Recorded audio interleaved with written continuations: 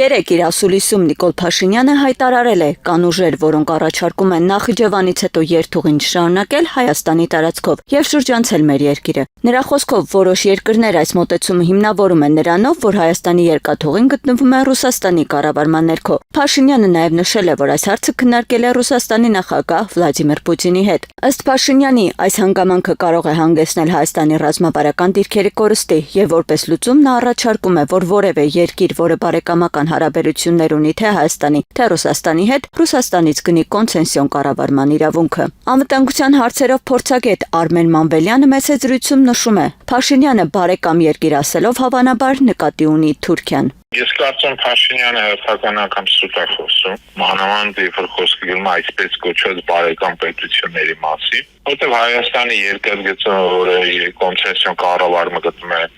ռուսական համապատասխան կառույցի ներքո, ինքը նախատեսում է, որ այդ կառույցը կոնցեսիոն կառավարման հանդիմաց պետք է որոշակի ներդրում անի։ Հայաստանը քանի մենք որոշակիորեն թագուհայի պետություն է հենց մեր թշնամի պետությունից հետո ձեռքում մենք ի վիճակի չենք դա ամբողջ թափով օգտագործենք եւ ինքը ասենց ասենք դոտացիոն է, այսինքն դու պետք է ներդրում անես որ երկաթուղին Հայաստանի պարես, ինչի վրա է վերցրել նաեւ Ռուսաստանի երկաթգծերի կառույց։ Հիմա ցանկացած բացատրություն, որ իբր թե կան ինչ որ այսպես կոչված ներդրողներ, որոնք չեն ուզում այդ ներդրումները անեն, որովհետեւ իբր թե մեր երկաթգիծը գտնվում է ռուսների կառավարման ներքո, սա ընդհանրապես իրենց սեփական ձախողված քաղաքականության արդարացման փորձ է։ Պարոն Մանվելյան, սա կարծես նմանվում է նույն հայտարարությանը, որ ասում են, թե հապկի պատճառով մեզ զենք չեն վաճառում։ Իրանք որ սկսեցին այսպես կոչված այդ տրիփի գովքն ու բանը, իրանք համոզված են, որ Հայաստանը կդառնա տարածաշրջանային, չգիտեմ, ճանապարհների երկիր, երկաթգծերի, որով կանցեն։ Իսկ հենց այս պահին, գիտեք, դա մասին բազմաթիվ անգամ ասել են, որ Թուրքիան Հայաստանը շրջանցող ճանապարհ է կառուցում Կարծիք դեպի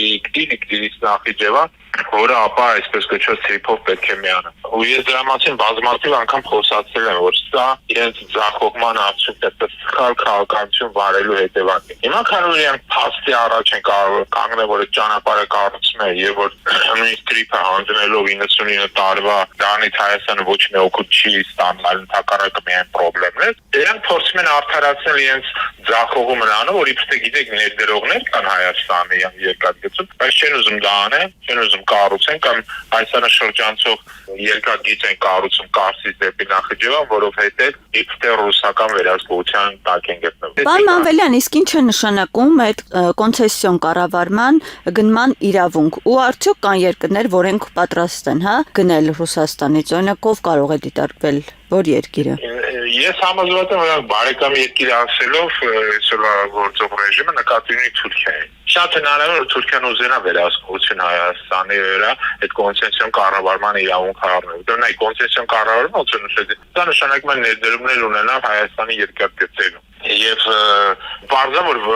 Հայաստանի երկաթգծերը եկամուտ չբերող համակարգ է, դա դոտացիոն է։ Եվ քանի որ Ռուսաստան ունի քաղաքական շահեր, Հայաստանը ինքը գնացել է դոտացիանից գրպանից անել, որպեսզի երկաթգիծը կանգ եւ աշխատի։ Այլ երկիր, որը ունենա քաղաքական շահեր եւ լինի բարեկամ Հայաստանի, որպեսզի դոտացիան անի, չկա ուղղակի։ Ոչ Իրանը դա կարող անի, ոչ Միացյալ Նահանգները, ոչ թե չեն կարող անել, այլ չունեն այդ շահերը, որպեսզի Հայաստանը ինչ որ դոտացիոն համակարգի մեջ ներդրումներ անեն։ Միակ երկիրը, որ շահագրգռված է երկաթգիծը զուտ իր քաղաքական շահերը դնելով, բայց ոչ որպես բարեկամ, այլ որպես թշնամի պետություն, դա Թուրքիան։ Դրանով չզարմանաք, որ սա խոսքը գնա հենց ռուսների դրացել Թուրքիայի տալու պայմանի մասին, որից հետո իբր թե Թուրքիա հնարավոր է տասեցնեն դեպի Նախիջևան գնացող երկաթգծի կառուցումը, որ իրանք հիմա